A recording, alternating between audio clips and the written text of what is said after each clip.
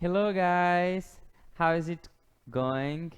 So today we are going to study about past simple and past continuous, ok? Como vocês veem aí, está na página 42. Hoje nós vamos estudar um pouquinho sobre o passado simples e o passado contínuo, ok?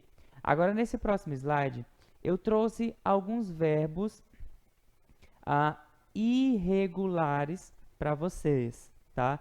Porque eu tenho certeza que vocês vão ver esses verbos aí em algum lugar, então quando eles vierem dessa forma, vocês vão falar assim, já estou prevenido. Então, gente, o passado simples é aquele tempo que fala sobre eventos no passado. Um passado certo, um passado que a gente sabe que aquela ação já foi terminada, aconteceu no passado, terminou no passado, ok? Então, é isso aí que está escrito no slide, ok? Past simple, talk about events in the past, ok? É um pouco de lógica, né? O passado simples ele fala sobre eventos no passado. Então, o verbo to be no passado, ele fica was e were, ok? Began, fica began, ok? Do, did, make, made. Esse made aí a gente vê em muitos lugares, né? Made in China, made in Japan, made in Brazil. É isso, é feito, né? Mas nesse caso aí é outra terminação, né? Esse é o particípio, né?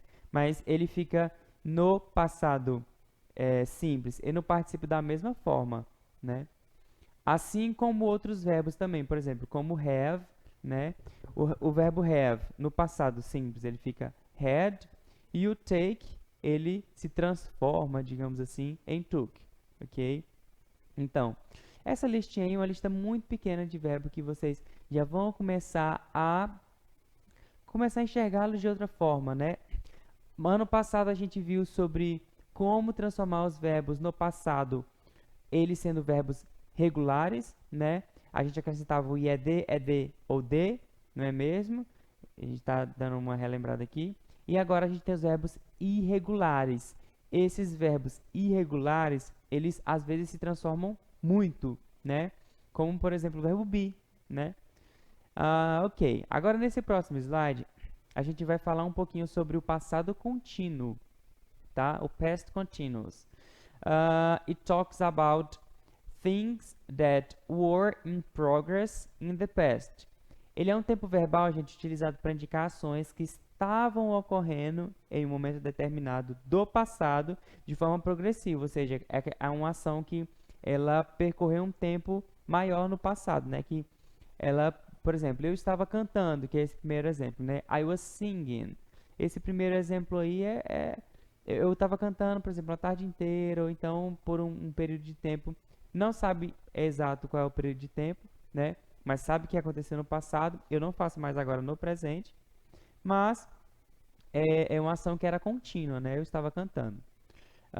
E outro exemplo, they were dancing, ok? Eles estavam dançando.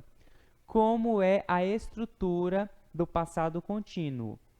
Como você já sabe, primeiramente, nas afirmações, a gente tem o pronome, o verbo was, were, o verbo principal terminando em ing e o complemento, tá? Então, agora eu vou dar um exemplo de cada um. O pronome, nesse caso que eu coloquei para vocês, estão todos de vermelho, o verbo was e ou were verde, o verbo terminado em ing amarelo e o complemento em azul. Então, o que vocês têm que lembrar nesse caso?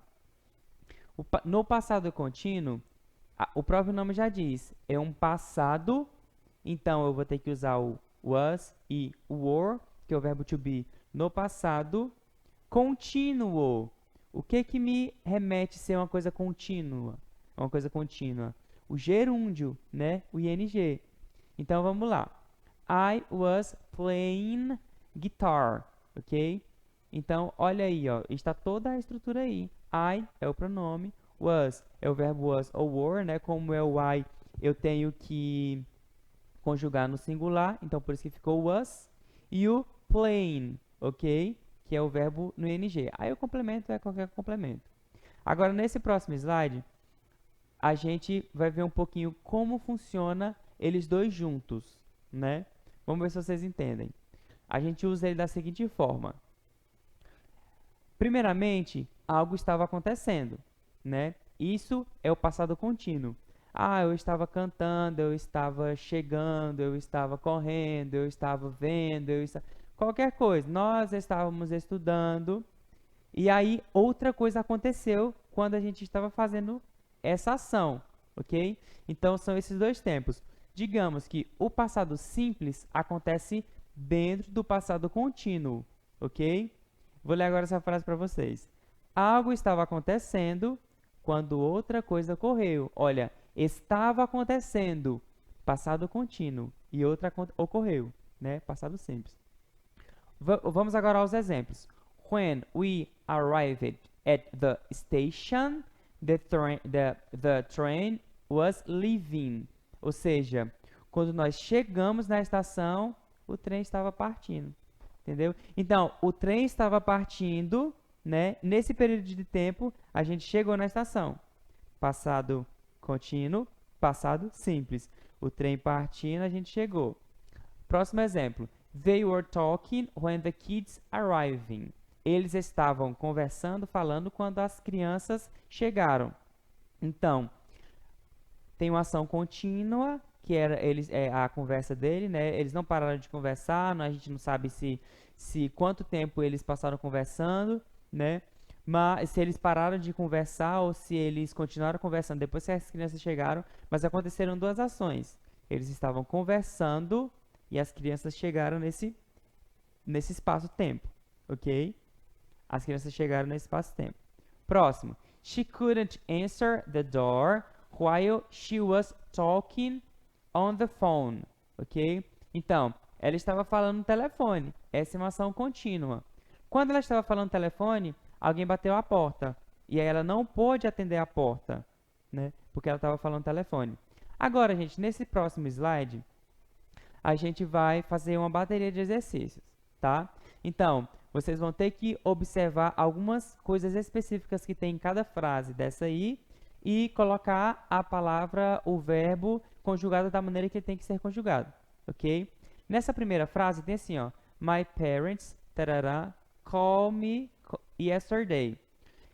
Se eu estou falando de ontem, yesterday, né? Eu estou falando de alguma coisa que já aconteceu, não é? Então, o verbo call, que é ligar, eu vou ter que transformá-lo no passado. Como ele ficaria? Né? Como ele é um verbo regular, eu vou simplesmente colocá-lo no passado. Então, a resposta dessa pergunta é called, ok? Agora, beleza. Isso aí é na afirmação, né? Agora, como ficaria em uma frase negativa? Agora, vocês têm que lembrar de uma coisa. Nas frases negativas, a gente vai ter que chamar um cara. Aquele verbo auxiliar que ajuda a gente todas as vezes que nós precisamos dizer numa frase qual é o tempo que estamos falando. Lembram qual é o verbo auxiliar do passado? Como vocês podem ver aí na resposta, ele é o did, ok? Mas como é uma negação, eu vou ter que colocar o not, ok? Ele está na forma contracta aí, ó, didn't call, ok? Então, o que ele está falando com o que ele está transformando, né, esse verbo, digamos assim? Ele está transformando o verbo no passado. Então, my parents didn't call me yesterday. Ou seja, os meus pais, eles não me ligaram ontem. Ok? Ah, beleza, professor. Vamos ver agora essa próxima frase. Como fazemos com as perguntas? Então, vamos lá. Nas perguntas, nós temos que também utilizar esse cara aí que às vezes é o vilão e às vezes é o mocinho das nossas vidas, né? Que é o verbo auxiliar. Então, no começo da frase, como vocês podem ver aí a resposta, vai aparecer o did. Por quê? Porque é uma pergunta. Então, se é uma pergunta, o verbo auxiliar vai lá no início da frase, ok? Então, did Sam play basketball when he at university? Então, como eu coloquei o did no início da frase, né? Eu já sei que o próximo verbo que vier, ele vai vir no passado, né?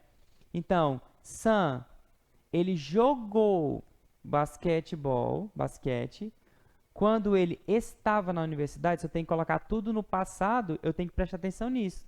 Então, como vocês podem ver aí, a resposta dessa próxima lacuna aí é o was, ok? Por quê? Porque é o passado do verbo be, né? Então, o Sam, ele jogou basquete quando ele estava na faculdade, na universidade. Então, ok. Como eu responderia isso? Ou como eu falaria essa frase da maneira afirmativa? Vocês lembram que eu falei que quando eu coloco o verbo auxiliar na frase, eu não preciso conjugar o verbo? Agora, quando eu não tenho o verbo auxiliar, eu tenho que conjugar esse verbo para indicar que é passado, ok? Então, como vocês podem ver aí nessa primeira lacuna, a resposta dela é played, ok? Então, o Sam, ele jogou ou jogava basquete quando ele estava na faculdade. E agora essa próxima resposta também é was, ok? Então, professor, mas isso aí é um pouco complicado. No começo, tá? No começo realmente nada é fácil, mas vocês precisam se preocupar um pouquinho com a gramática também, tá, gente? Porque algumas vezes, para você ser entendido, você tem que explicar se você está falando no presente, no passado, enfim, tá? Então, vamos lá para a próxima frase. I, tarará, my leg, when, I, tarará. Nessa frase aqui, nós vamos ter que utilizar os dois tempos verbais, tá? O passado simples e o passado contínuo. Para fazer isso, a gente tem que analisar a frase. Qual era a ação que estava acontecendo quando outra ocorreu? A gente tem as duas opções. Então, ali eu sei que sou eu quebrar a perna e eu esquiar, né? Então, vamos entender aqui. Eu estava quebrando a perna quando eu esquiei ou eu quebrei a perna quando eu estava esquiando? Qual é que fica melhor? A segunda opção, não é mesmo? Então, como vocês podem ver aí na resposta, o primeiro verbo que vai preencher essa primeira lacuna é broke, ou seja, eu quebrei a minha perna quando eu estava esquiando. Então, como vai ficar a frase? A resposta é assim, ó. I broke my leg when I was skiing, ok? Então, a gente tem que entender qual a ação que estava acontecendo no passado e outra entrou no meio e ocorreu, entendeu? Então, próximo aí. We watch television when the power go off, ok? Então, vamos tentar entender essa frase aqui. Nós assistir televisão quando a energia desligar. Então, vamos entender aqui. Nós estávamos assistindo televisão quando a energia caiu, ou enfim, ou nós assistíamos televisão quando a energia estava caindo. Qual fica melhor? A primeira opção, não é mesmo?